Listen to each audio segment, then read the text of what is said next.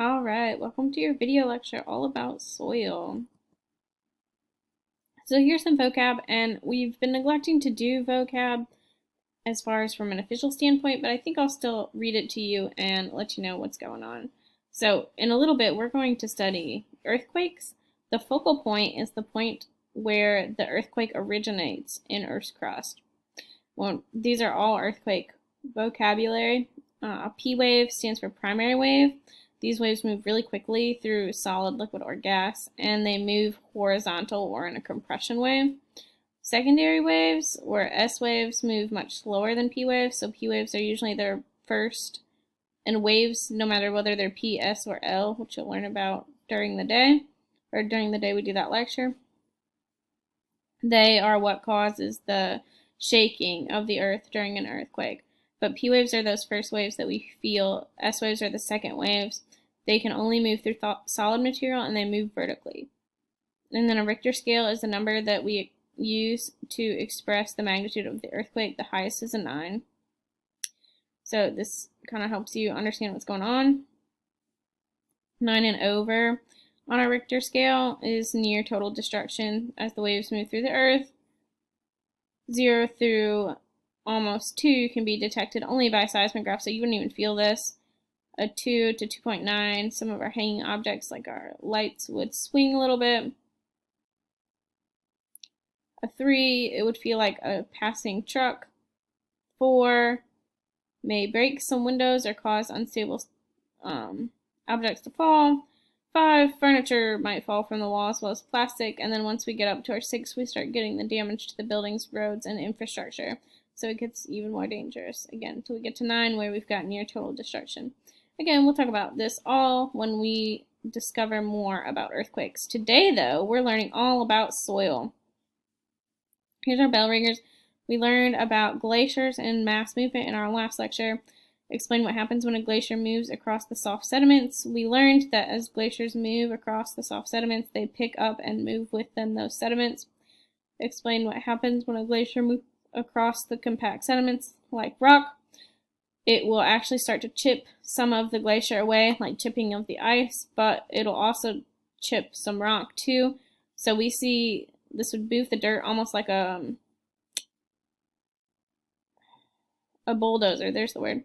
Almost like a bulldozer. This would more scrape across it, and we would see damage to both the glacier and the rock. You really wouldn't see damage to the glacier here. You'd just see the sediments move. Challenge question: what are some practices in traditional agriculture that are harmful to the lithosphere? That's what we're going to learn about today. But for the most part, we're talking about soil. So let's talk about how soil forms. Soil is formed from the weathering of rocks and minerals. Soil can also be thought of as sediments, except soil is pretty specific. Soil also includes organic matter. So the dead decaying things like leaves or whatnot, those are included in soil. So it's more than just tiny rock particles. We've got dead organic matter as well. Our surface rocks break down into smaller pieces via weathering. Remember, we talked about chemical versus physical or mechanical weathering. Chemical would be something like I'm changing it. So I'm like lighting something on fire would be, if you go back to thinking of your 8th grade matter unit, when you discussed physical and chemical changes, a physical change doesn't actually change anything, but like the size, the actual substance isn't changed. So, like, if I took a piece of paper and I ripped it, chemical, on the other hand, is changing it and breaking it down, but in this case, we're modifying the composition, so that would be like dropping acid on some rocks and breaking them apart. That acid is changing the chemical composition of the rock, so it's chemical weathering. That's just review, though. Again, our soil is the weathered material mixed with moss and organic matter. So it doesn't specifically need to be rock sometimes, or moss. Sometimes it's just regular plant matter. But again, dead organic matter. So the decaying leaves on the ground are pine needles or grass clippings that are cut from the trees or what have you. Sometimes even, not sometimes, even our dead organic decaying matter that comes from animals also helps contribute to the soil because it's adding nutrients to it. Composition, the soil or the makeup. Composition means makeup. So our soil is made up of a mixture of minerals. So minerals are things like calcium and I'm thinking calcium is the only one I can think of. Calcium and potassium. Sometimes our rocks have iron in them. That also has air in it because there's air in between the soil particles. It's got water in it and it's got organic matter like roots or the decaying plant parts. It can have fungus in it, it can have earthworms in it, it has bacteria in it, and it has many, many microorganisms. If you look here, and I would please like you to try to recreate this, or at least write the percentages down on your notes, but the majority of our soil here is made up of mineral particles, so those different elements like iron and calcium and silicon and oxygen are some of our minerals found in our soil.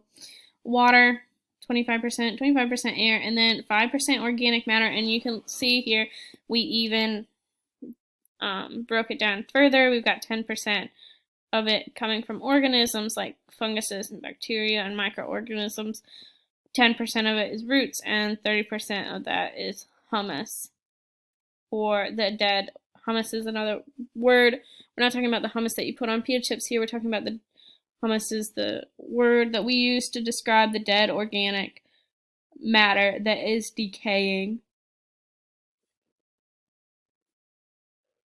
Soil particles, as far as size goes, our very largest soil particle size here is gravel. Then if we get a little smaller, we call it sand. A little smaller still, we call it silt. And then the smallest of soil particles that we can have is clay. As we go up here, we're increasing in size. We're increasing in porosity, or the amount of water that's able to get through. If I have a boundary of gravel, my water's easily going to get through the gravel particles. But if I have a boundary of clay, my water will be stuck and it will stay there. And we're also increasing permeability, or the water's ability to go through the particles. Fantastic. As far as nutrients go in our soil, we've got quite a few of them.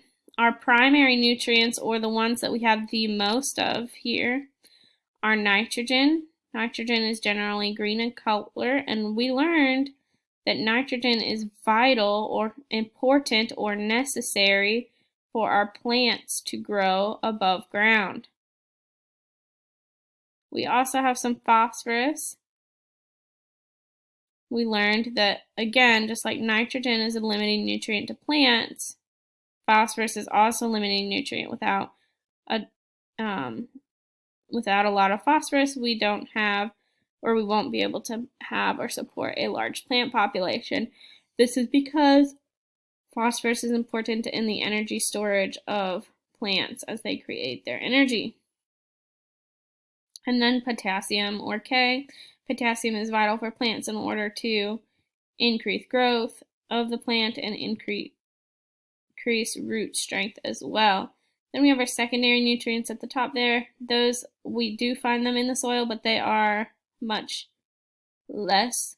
We don't find a lot of them. We find a little bit of sulfur, a little bit of magnesium, and a little bit of calcium. Again, the plants use those, they just don't use all that much of them, so we don't have much in there. And we're looking at conservation here.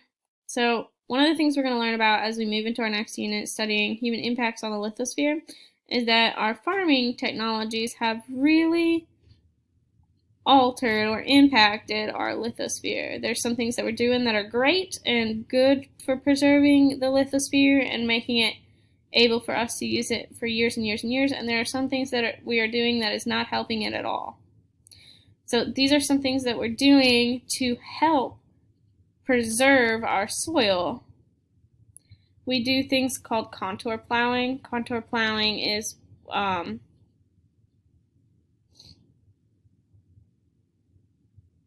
have to remember what that is. I don't remember exactly right now, but we have a whole lecture on it in our next unit. We do strip farming, which is where we do multiculture farming.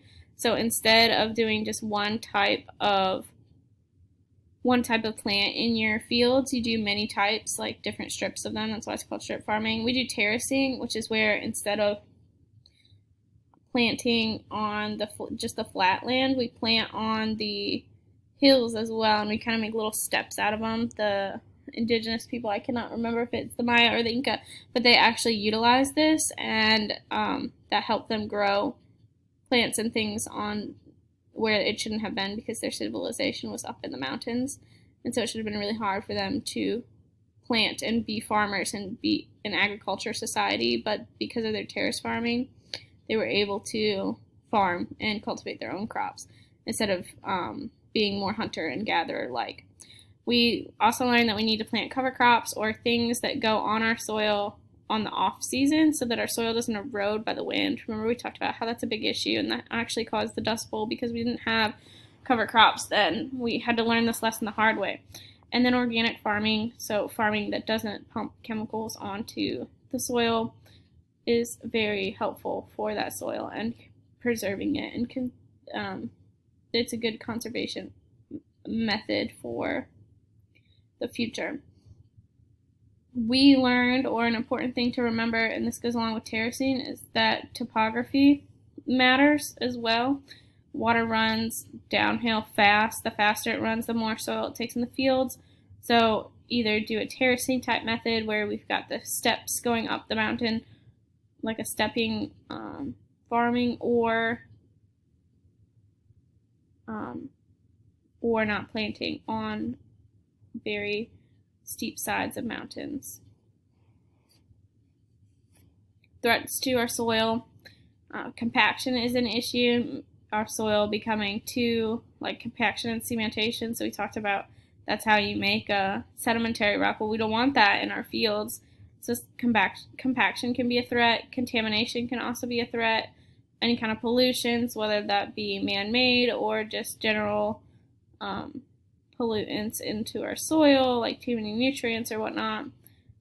Salination can also be a threat to our soil, or getting too much salt in it, because I don't know, I am not unsure of a crop that is grown in salt water. They all need fresh water, so salt water watering our crops would not be good. The loss of organic matter, so as you plant and you grow your plants, we're taking the nutrients out of the soil, so we need to figure out how to put them back. Oftentimes we do that with organic matter, or putting manure on our fields, or we put fertilizer on them. But is there a better way that's not harmful? Erosion is an issue. We don't want our topsoil to be moved away. We learned about that in the other lecture. Floods and landslides are an issue to our soil, so anything that's disturbing the nice, good topsoil. And decline in diversity, we will learn. Hopefully we'll be able to watch the video, but the more plants that you grow on your fields, as far as variety, the better off your fields are going to be, because they each take a little bit of different nutrients, or different concentration of those nutrients. So it's important that we are moving away from the monoculture, or planting one thing in your field over and over again. And lastly, the formation. I think this is the last one. Yeah. Lastly, the formation of the soil. Climate matters in soil formation. It generally happens in all kinds of temperatures. So cold and the heat and the rainfall and the snow and the wind, those can all help break down and weather those original rocks, making it easier, or not easier, but making more soil. Organisms matter. We want our soil to be formed where there were lots of plants, lots of animals, and lots of microorganisms, so they can do their thing and return the nutrients to the soil, so that we don't just have rocky particles. We have nice, good, nutrient-rich soil. It takes a lot of time for our topsoil to grow. It can take 500 to 1,000 years to form an inch of soil. Relief, so that's the steepness of the slope and the landforms present. So the steeper your slope, the more erosion you're going to get, meaning the less soil is actually going to form. So we want to